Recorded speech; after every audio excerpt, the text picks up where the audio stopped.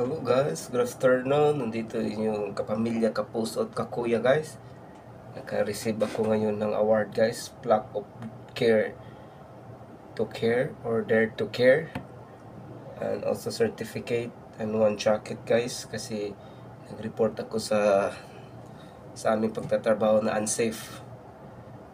Report ako sa captain, sa superintendent, sa safety supervisor para aksyonan kaagad yung area na kailangan maging safe guys, yung unsafe area guys, para iiwas sa mga sakuna na mangyayari dito sa aming pagtatrabaho dito sa barko guys.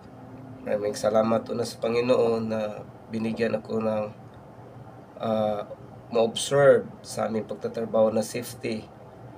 Ngayon, another award na naman about sa Dare to Care, sa safety dito sa barko guys. Kita mo yung pangalan ko guys, yan.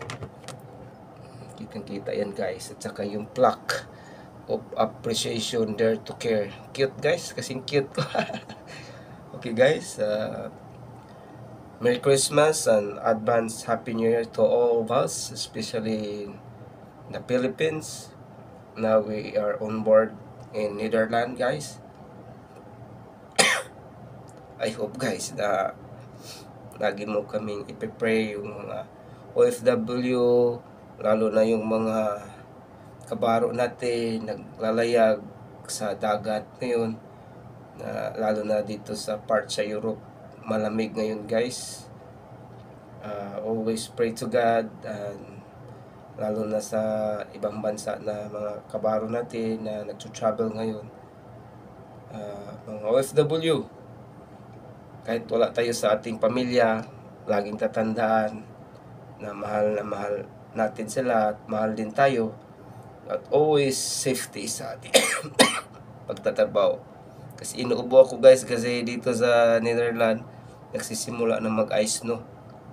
Okay guys, maraming salamat sa panonood sa aking video. Please share and subscribe my YouTube channel, DJ Freeman Vlog, lalo na sa aking mga ka-co-fraternity sa Tau of Omega Freeman, sa Eagles na sa sulok ng mundo.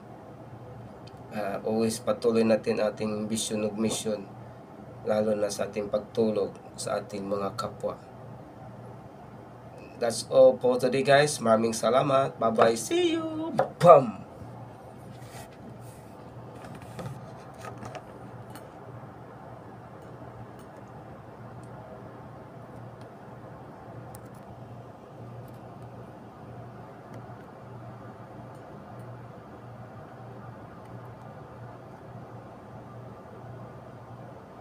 God bless us and more power. Bye-bye.